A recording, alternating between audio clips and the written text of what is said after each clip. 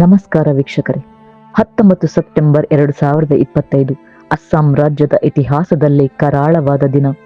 ಆ ದಿನ ಸಮುದ್ರದ ಅಲೆಗಳು ಜುಬಿನ್ ಗಾರ್ಗ್ ಎಂಬ ಒಬ್ಬ ವ್ಯಕ್ತಿಯನ್ನು ಮಾತ್ರವಲ್ಲ, ಎಲ್ಲ ಸಮಾಜದ ಧ್ವನಿಯನ್ನು ತನ್ನೊಳಗೆ ಸೆಳೆದುಕೊಂಡಿತ್ತು. ಯಾವಾಗ ಜುಬಿನ್ ಗಾರ್ಗ್ ಸಾವಿನ ವಿಷಯ ಕೇಳಿ ಬಂತು, ಸಂಪೂರ್ಣ ಅಸ್ಸಾಂ ಸ್ತಬ್ಧವಾಯಿತು. ಸಣ್ಣ ಮಕ್ಕಳಿಂದ ಹಿಡಿದು ಹಿರಿಯರವರೆಗೆ ಎಲ್ಲ ಜಾತಿ, ಧರ್ಮ, ವರ್ಗದ ಜನರನ್ನು ಶೋಕ ಸಾಗರದಲ್ಲಿ ಮುಳುಗಿಸಿತು. ಎಲ್ಲ ವಾಣಿಜ್ಯ ವ್ಯವಹಾರ, ಶಾಲಾ ಕಾಲೇಜುಗಳು ಸ್ವಯಂ ಪ್ರೇರಿತವಾಗಿ ಮುಚ್ಚಿದವು.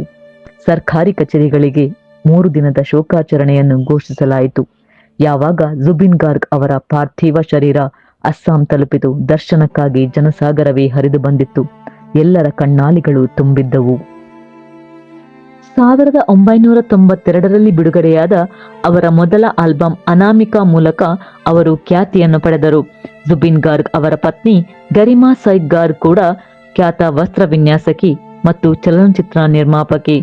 2002ರಲ್ಲಿ ಗಾರ್ಗ್ ಅವರ ಅನಾಮಿಕಾ ಮತ್ತು ಮಾಯಾಬಿನ್ ಆಲ್ಬಂನ ಅಭಿಮಾನಿಯಾಗಿದ್ದ ಗರಿಮಾ ಗಾರ್ಗ್ ತನ್ನ ಪತ್ರದ ಮೂಲಕ ತನ್ನ ಅಭಿಮಾನವನ್ನು ವ್ಯಕ್ತಪಡಿಸುತ್ತಿದ್ದರು.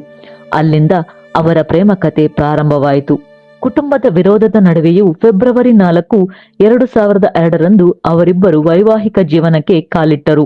ಅಸ್ಸಾಂನಲ್ಲಿ 2 ದಶಕಗಳ ಕಾಲ ಆದರ್ಶ ದಂಪತಿಗಳಾಗಿ ಬದುಕಿದರು. ಅವರ ಬಾಂಧವ್ಯ ಮತ್ತು ಪ್ರೀತಿಯನ್ನು ಕಂಡು ಅಲ್ಲಿಯ ಜನರು ಅವರನ್ನು ಆರಾಧಿಸುತ್ತಿದ್ದರು ಹಾಗೂ ಆ ಜೋಡಿಯನ್ನು ತಮ್ಮ ಅದೃಷ್ಟ ಎಂದು ಭಾವಿಸುತ್ತಿದ್ದರು. ಪತಿಯ ಸಮಾಜ ಸೇವೆಯಲ್ಲಿ ಕೈಜೋಡಿಸುತ್ತಾ 15 ಮಕ್ಕಳನ್ನು ದತ್ತು ತೆಗೆದುಕೊಂಡು ಅವರಿಗೆ ಬೇಕಾದ ಎಲ್ಲಾ ಸವಲತ್ತುಗಳನ್ನು ಒದಗಿಸಿದ್ದಾರೆ. ಗಾರ್ಗ್ ಅವರು ಸಾಮಾಜಿಕ ಮತ್ತು ರಾಜಕೀಯ ಸಮಸ್ಯೆಗಳನ್ನು ಬಗೆಹರಿಸಲು ತಮ್ಮ ಧ್ವನಿಯನ್ನು ಬಳಸುತ್ತಿದ್ದರು. ಅಸ್ಸಾಂನ ಸಮಾಜ ಸೇವಾ ಆಯೋಗದಲ್ಲಿನ ಭ್ರಷ್ಟಾಚಾರವನ್ನು ನೇರವಾಗಿ ತಿಳಿಸುವ ಕಾಂಚನಜಂಗಾ ಎಂಬ ಚಲನಚಿತ್ರವನ್ನು ನಿರ್ಮಿಸಿದರು. ತನ್ನ ಮನಸ್ಸಿನ ನೋವನ್ನು ಸಂಗೀತವನ್ನಾಗಿ ಮಾರ್ಪಡಿಸಿ ತನ್ನ ವೈಯಕ್ತಿಕ ಹೋರಾಟವನ್ನು ಕೇಳುಗರೊಂದಿಗೆ ಹಂಚಿಕೊಂಡರು ಮತ್ತು ಅವರ ಸಂಗೀತವು ತಮ್ಮದೇ ಆದ ಹೋರಾಟಗಳ ಮೂಲಕ ಸಾಗುತ್ತಿದ್ದ ಅನೇಕರಿಗೆ ಸಾಂತ್ವನ ಮತ್ತು ಭರವಸೆಯ ಮೂಲವಾಯಿತು. ಗಾರ್ಗ್ ಅವರು ತಮ್ಮ ದಿಟ್ಟ ಮತ್ತು ಮುಕ್ತ ಮನಸ್ಸಿನ ಸ್ವಭಾವಕ್ಕೆ ಹೆಸರುವಾಸಿಯಾಗಿದ್ದರು. 1995ರಲ್ಲಿ ಬಾಲಿವುಡ್ ಸಂಗೀತ ಉದ್ಯಮದಲ್ಲಿ ಕೆಲಸ ಮಾಡಲು ಮುಂಬೈಗೆ ತೆರಳಿದರು ಮತ್ತು ಗ್ಯಾಂಗ್ಸ್ಟರ್ ಚಿತ್ರದ ಯಾ ಆಲಿ ಹಾಡಿನ ಮೂಲಕ ದೊಡ್ಡ ಯಶಸ್ಸನ್ನು ಕಂಡರು. ಆದರೆ ಬಾಲಿವುಡ್ನಲ್ಲಿನ ತಾರತಮ್ಯದ ವಿರುದ್ಧ ಬೇಸತ್ತು ಮುಂಬೈಯನ್ನು ತೊರೆದರು. ಮಾನವತಾವಾದಿಯಾದ ಜುಬಿನ್ ತನ್ನ ಆದಾಯದ 70% ಅನ್ನು ಬಡವರಿಗೆ, ಪ್ರಾಣಿಗಳಿಗೆ, ಪ್ರವಾಹ ಪೀಡಿತರಿಗೆ ಹಂಚುತ್ತಿದ್ದರು. ಬಾಲಿವುಡ್ ಸೆಲೆಬ್ರಿಟಿಗಳಂತೆ ಎಂದಿಗೂ ಹಣ, ಖ್ಯಾತಿ ಮತ್ತು ಮನ್ನಣೆಯ ಹಿಂದೆ ಹೋಗಲಿಲ್ಲ. ಅವರಿಗೆ ಅಂತಹ ತಂತ್ರಗಳು ಎಂದಿಗೂ ಬೇಕಾಗಿರಲಿಲ್ಲ. ಜುಬಿನ್ ಗಾರ್ಗ್ ಎಲ್ಲರಿಗಿಂತಲೂ ಭಿನ್ನ, ಏಕೆಂದರೆ ಅವರು ಜನರೊಂದಿಗೆ, ಜನಗಳಿಗೋಸ್ಕರ ಬದುಕಿದವರು.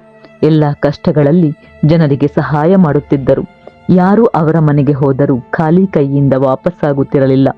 ಅವರು ಕೋವಿಡ್-19 ಸಂದರ್ಭದಲ್ಲಿ ತನ್ನ ಮನೆಯನ್ನ ಆರೋಗ್ಯ ಕೇಂದ್ರಕ್ಕೆ ನೀಡಿದರು. ಜುಬಿನ್ ಅವರ ಮಾಯಾಬಿನ್ ಹಾಡು ನೋವು, ನೆನಪು ಮತ್ತು ಕಲಾತ್ಮಕತೆಯ ಸಂಕೇತವಾಗಿದೆ. ಜುಬಿನ್ ಗಾರ್ಗ್ ಅವರು ತಾವು ನಿಧನರಾದಾಗ ಮಾಯಾಬಿನ್ ನುಡಿಸಬೇಕೆಂದು ಬಯಸಿದ್ದರು. ಅದರಂತೆ ಅವರ ಅಂತ್ಯಕ್ರಿಯೆಯಂದು ಆ ಹಾಡನ್ನು ಅಸ್ಸಾಂನಾದ್ಯಂತ ಹಾಡಲಾಯಿತು. ಕೆಲವು ಸಮಯದಿಂದ ಅಸ್ಸಾಂನ ಪರಿಸ್ಥಿತಿ ಹದಗೆಟ್ಟು ಆಂತರಿಕ ಸಮಸ್ಯೆಗಳು ಉಲ್ಬಣಗೊಂಡಿದ್ದವು.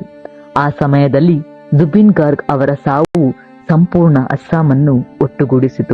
ಜುಬಿನ್ ಗಾರ್ಗ್ ಅವರ ಅಂತಿಮ ದರ್ಶನಕ್ಕಾಗಿ 15 ಲಕ್ಷಕ್ಕೂ ಹೆಚ್ಚು ಜನರು ಆಗಮಿಸಿದ್ದರು. ಇದು ಇತಿಹಾಸದಲ್ಲೇ ಅತಿ ದೊಡ್ಡ ಅಂತ್ಯಕ್ರಿಯೆಯ ಸಭೆಗಳಲ್ಲಿ ಒಂದಾಗಿದೆ. ಈ ಬೃಹತ್ ಜನಸಮೂಹವನ್ನು ಲಿಮ್ಕಾ ಬುಕ್ ಆಫ್ ರೆಕಾರ್ಡ್ ಗುರುತಿಸಿ ಇತಿಹಾಸದಲ್ಲೇ 4ನೆಯ ಅತಿ ದೊಡ್ಡ ಅಂತ್ಯಕ್ರಿಯೆ ಎಂದು ಪರಿಗಣಿಸಿದೆ. ಈ ಸಂದರ್ಭದಲ್ಲಿ ಜ್ಞಾನವೃದ್ಧಿ ಚಾನೆಲ್ ಅಗಲಿದ ಜುಬಿನ್ ಗಾರ್ಗ್ ಆತ್ಮಕ್ಕೆ ಶಾಂತಿಯನ್ನು ಕೋರುತ್ತಿದೆ.